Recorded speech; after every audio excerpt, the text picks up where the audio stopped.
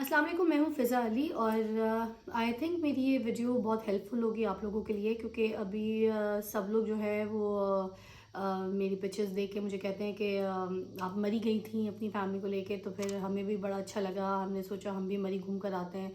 और जिनसे मेरी बात हो रही होती है, मेरी फ्रेंड्स, मेरी फैमिली, जितने फैंस मुझे इनबॉक्स कर रहे होते हैं कि आप मरी में इतना मज़ा कर रही हैं, तो हम भी प्लान कर रहे हैं मरी का। तो ख़ास तौर पे कुछ ऐसे प्रिकॉशंस हैं मैं आप लोगों को बताना चाहूँगी और कुछ ऐसे हादसे हैं जो मेरे साथ मैंने फ़ेस किए, तो मैं चाहूँगी कि आपके साथ शेयर करूँ। आई थिंक ये वीडियो आप लोग के लिए हेल्पफुल होगी।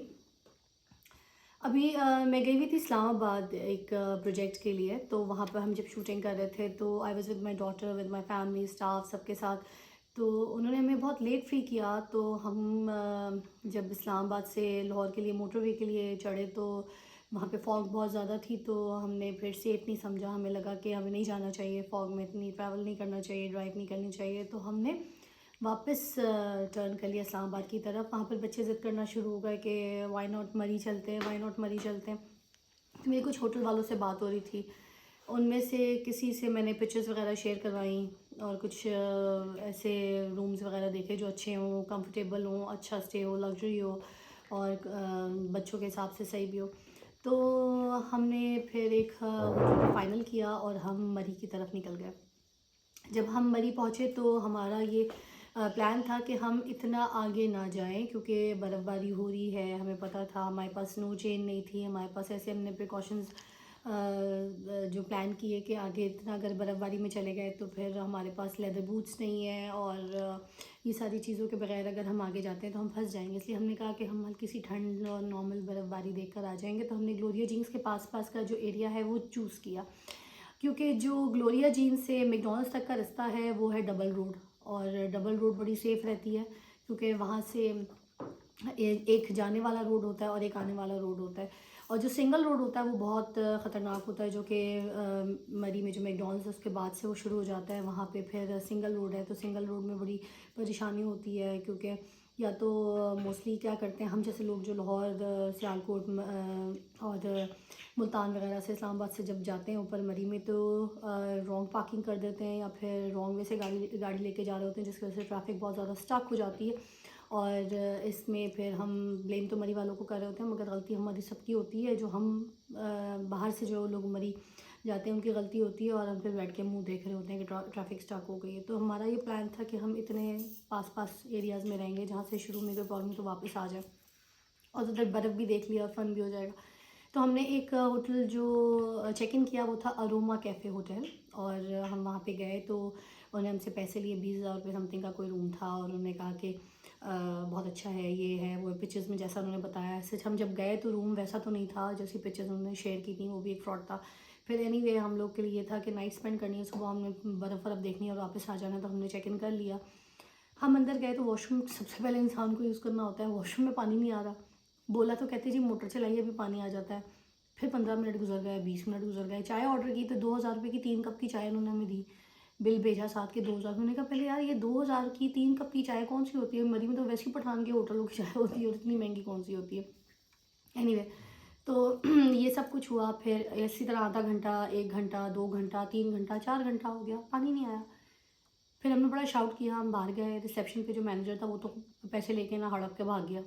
तो वो आगे पैसे देने का तो उसके को ख्वाब भी नहीं था। उसको फ़ोन करते रहे सोर्सेस से फ़ोन वोन करवाते रहे, फैमिलियों को फ़ोन करते रहे। मैं अपने भाई को फ़ोन करती रही, लोगों को फ़ोन करती रही। भाई इनको पकड़े अरोमा कैफ़े होटल जो है उनको फिर बड़ी मुश्किलों से बोला कि भाई पैसे वापस करें आप। अगर आपके रूम्स में पानी नहीं है, कुछ नहीं है, तो फिर आपने लोगों को चेक इन क्यों किया है? आप इस तरह से कस्टमर्स को क्यों रूम दे रहे हैं?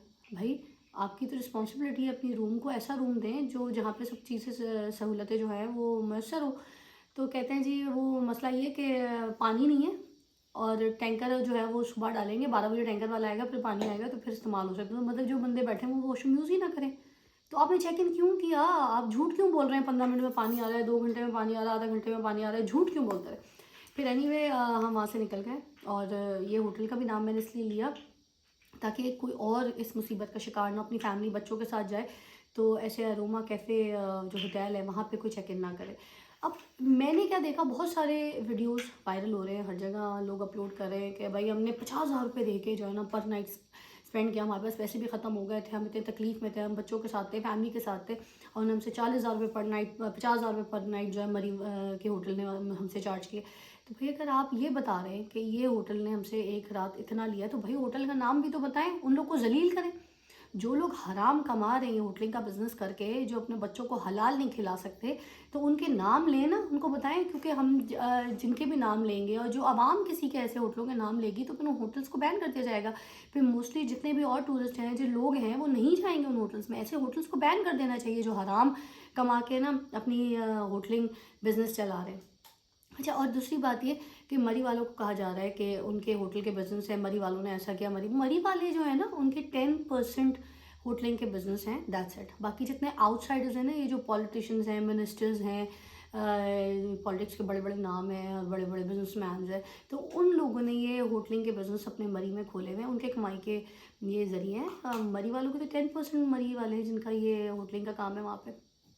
और तीसरी बात ये कि देखें, अभी जो इंसिडेंट्स लोगों ने देखे हैं, वीडियोस देखी हैं, जिसमें इतनी जानें चली गई, इतनी इतनी फैमिलीज़ की, इतनी इतनी छोटे छोटे बच्चों की, और इतनी तकलीफ़ें लोगों ने सही हैं, और कितने हर्डल्स लोगों ने सहे हैं। पता है, वो वीडियोस देखी नहीं जा रही होती हैं, और हम भी बच्चे वाले हैं, तो जिनके बच्चे उनके सामने ऐसे जान दे बैठे और जान से चले गए, और उनकी फैमिलीज़ पूरी पूरी, उनके पूरे पूरे घर इस तरह से बर्बाद हो गए, उनके लिए तो बस अफसोस ही किया जा सकता है और दुआ की जा सकती है अल्लाह ताला उनको जन्नत में आला दर्जे का मुकाम अता फ़रमाए, उनकी फैमिली को सब्र अता फ़रमाए। मगर साथ साथ जितने लोग हैं, ये प्रिकॉशंस प्लीज़ ज़रा आप कीजिए। मुझे लगा कि मुझे भी आपको गाइड करना चाहिए कि 2 चीज़ें मैंने आपको बताई। एक तो ये कि जहाँ तक डबल रोड है वो है मरी का मैकडॉनल्ड्स तक, ठीक है, वहाँ तक आप अगर जाते हैं तो इट्स ऑल सेफ़, क्योंकि गाड़ियाँ जो हैं वो डबल रोड में इतनी जैम नहीं होती हैं, इतनी स्टक नहीं होती हैं। मगर उसके बाद वहाँ से शुरू हो जाती है सिंगल रोड।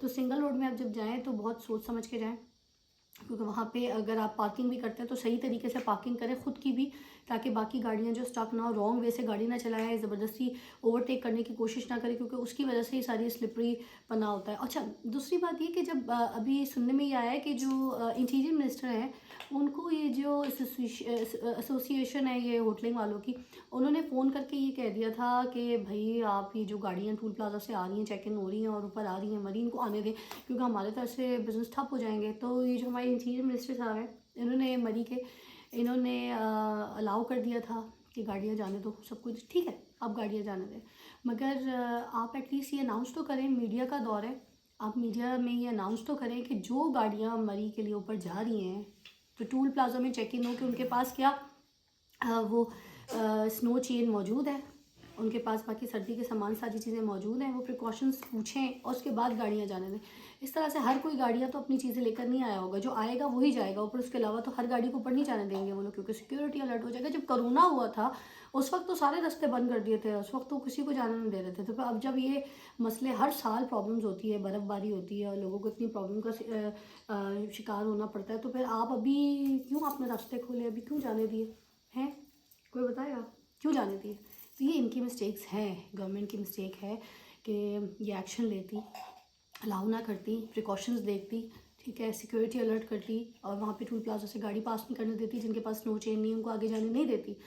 अच्छा, तीसरी बात ये कि हमारी पाक फ़ौज जो है वो हमेशा हर जगह हर वक्त बढ़ चढ़ कर हमारा साथ देती है आवाम के लिए।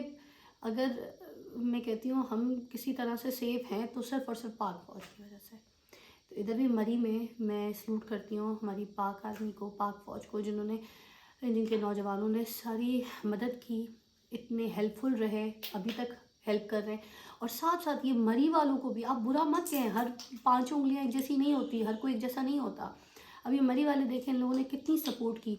आपको पता है, अपने बच्चों को बाहर सुलाया, अपने घर पूरे खोल दिए इन लोगों के लिए, और उनके बच्चों को घर के अंदर सुलाया, रूम्स दिए कि ताकि वो शेल्टर हो सकें, उनकी सेफ्टी हो सके, उनको उनको एक ऐसा सामान दिया। तो ये सब कौन कर रहा है? ये मरी वाले ही हेल्प कर रहे हैं ना। तो हर एक को बुरा मत कहें, सारी 5 उंगलियां एक जैसी नहीं होती हैं, एक बराबर नहीं होती हैं, ठीक है। हमारी कुछ अपनी भी गलतियां होती हैं, जैसे मैंने बताया कि हमारी गलतियों में यही है कि ज़्यादातर हम रॉन्ग वे ड्राइव करते हैं, स्नो चेन लेके नहीं जाते, या फिर सर्दी का सारा सामान जो है वो हमारे पास मौजूद नहीं होता और हम ऊपर चले जाते हैं, और लेदर बूट्स नहीं होते। मुझे एक और बड़ी इंपॉर्टेंट टिप देना चाहूँगी। मुझे किसी ने कहा था कि आप जब शूज़ पहने तो शूज़ पहनने से पहले आपने क्या करना है कि एक सॉक्स पहनना है, सॉक्स के बाद आपने उसके ऊपर शॉपर पहनी है, शॉपर के बाद आपने एक और सॉक्स पहन के फिर शूज़ पहनना है। तो उससे होगा कि आप जब बर्फ़ में जाएंगी तो आपका मोज़ा गीला नहीं होगा, जिसकी वजह से आपके पाँव फ्रीज़ नहीं होंगे, और आपके ऊपर जो है ना नमी असर नहीं करेगी उसकी। जब वो बर्फ़ बिल्कुल ऐसे ना आपके पाँव को फ्रीज़ कर लेती, तो पैर के मोज़े स्पेशली आपको लगते हैं उंगलियों से कि ठंडे हो गए, फ्रीज़ हो गए, तो वो सब नहीं होगा। तो मैंने वो सब किया था और वो उसकी वजह से मैं बर्फ़ में थोड़ा बहुत घूम सकी। हम बहुत आगे नहीं गए थे, मगर जहाँ पे वो ग्राउंड है मैकडॉनल्ड्स के बाद, तो वहाँ पे बच्चे बहुत ज़्यादा खेल रहे होते हैं उस ग्राउंड में, स्नो वगैरह होती है, तो हम वहाँ तक गए, हमने वहाँ पे खाना वाना खाया, और हम शाम होने से पहले जो थे लाहौर के लिए निकल गए थे ताकि फॉग ना हो और इतनी कोई स्नो फॉल ना शुरू हो जाए। तो हमने कुछ प्रिकॉशंस का ख्याल किया था, और अब बस यही है कि आप लोग अपना भी ख्याल रखिए, अपनी फैमिली का ख्याल रखिए। जिन फैमिलीज़ के साथ ये हादसात पेश आए हैं, हम तहे दिल से उनके लिए दुआ करते हैं कि अल्लाह ताला उनको जन्नत में आला दर्जे का मुकाम अता फ़रमाए, उनकी फ़ैमिली को सब्र अता फ़रमाए। I know it's very difficult for them, ये उनके लिए बहुत मुश्किल टाइम है, मगर अल्लाह ताला उनको सब्र अता फ़रमाए। और बाकी जितने भी लोग अगर मरी प्लान करते हैं या जाते हैं, तो प्लीज़ अपने प्रिकॉशंस और अपने गर्म कपड़े ज़्यादा से ज़्यादा गाड़ी में रखें। और जब मरी का मोटरवे स्टार्ट होता है, वहाँ पर एक शेल का या टोटल का पंप आता है, तो वो आखिरी पंप है ऊपर मरी जाने से पहले। तो उस पंप में स्पेशली आप खड़े होकर एक बार अपना टैंक वहाँ पे फुल करा देंगे, उसके बाद आगे कोई पेट्रोल पंप नहीं आता। तो ये भी एक इम्पॉर्टेंट टिप है। तो ये सारी टिप्स आई थिंक आप लोगों के लिए हेल्पफुल होंगी। And that's it, because fashion blog और इस तरह की बहुत सी फ़ैशन वीडियोस तो हम लोग बनाते हैं, मगर मुझे लगा कि ये वीडियो आप लोगों के लिए बहुत हेल्पफुल होगी, जो मेरे साथ हुआ। और मैंने जो एक्सपीरियंस किया, जो सिक्योरिटी मैंने अपने लिए सोची, मैं चाहूँगी आप लोग भी अपनी फैमिली के लिए सोचें, और कभी किसी के साथ कोई हादसा पेश आए। खुदा हाफिज़।